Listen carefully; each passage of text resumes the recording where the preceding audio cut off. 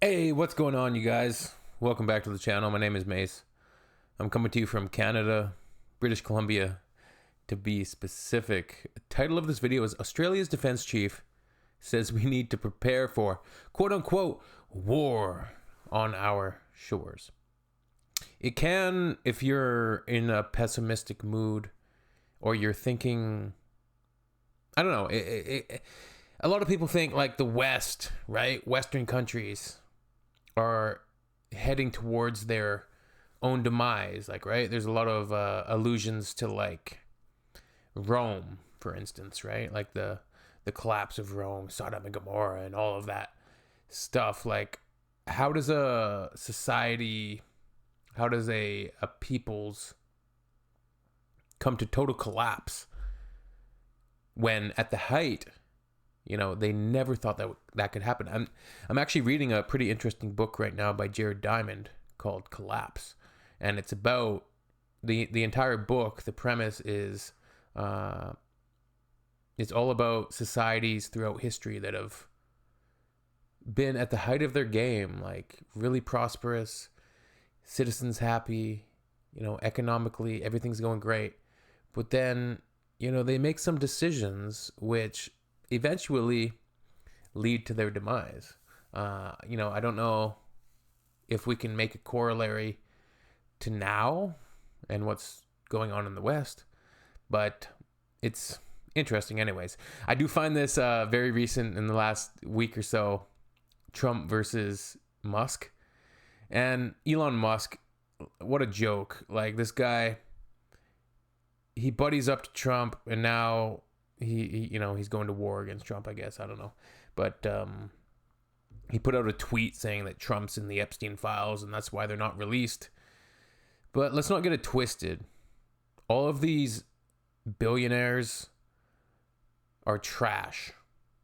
They're trash people. They're not out for you. They're not out for you, man. Don't align with them. Politics is a nasty game. Politricks. That's what it is. Australia's defense chief says we need let's see what this is about and what's going on with Australia's defense chief. And yeah, hope y'all are doing fantastic. Fan-diddly-damn-tastic. Let's check it out. Our defence chief has laid out the very real risk of war closer to home, a significant shift in military thinking not seen since World War II. It comes at a time of historic spending by our government on defence, but experts claim... So how could war come to the, like, China?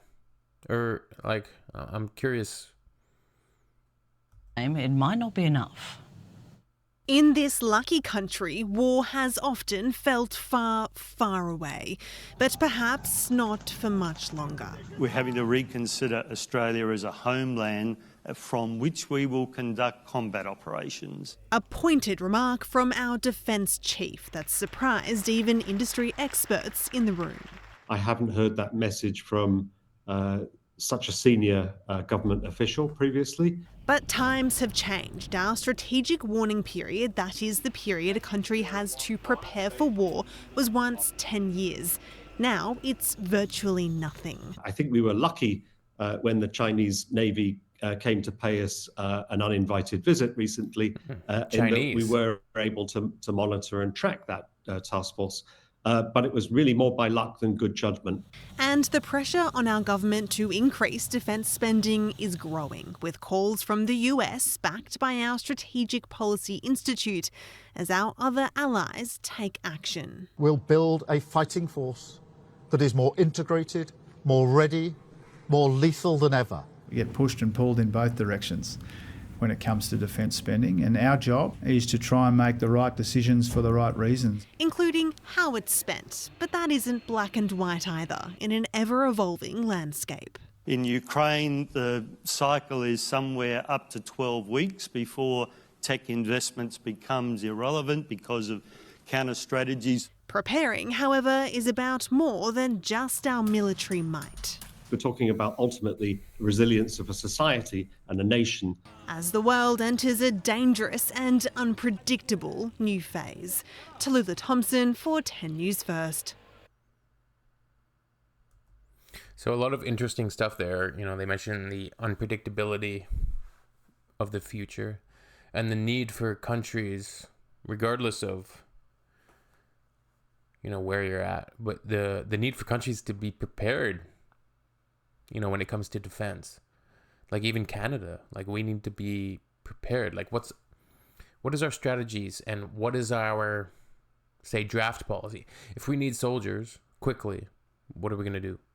Like what is our plan? Because, you know, war and threats of war, it's a real it's a real issue in 2025. You know, humans seemingly forever and ever will be bombing and killing each other over land and resources. That's just what we do. You know, it kind of sucks, but hey, that's us. That's humanity's legacy. You know, fighting over this planet, fighting over the resources, and fighting over borders. And yeah, I don't know.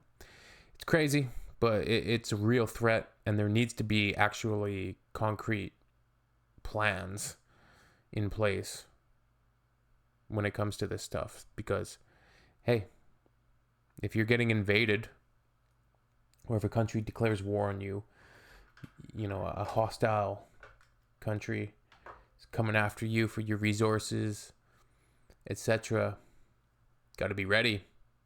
And who's going to fight? It's almost hard to fathom for, you know, young people, I think, now.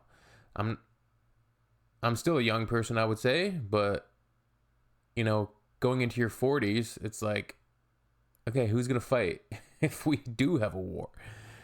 Right? And it's hard to imagine the bravery, the courageousness of servicemen and women throughout history, you know.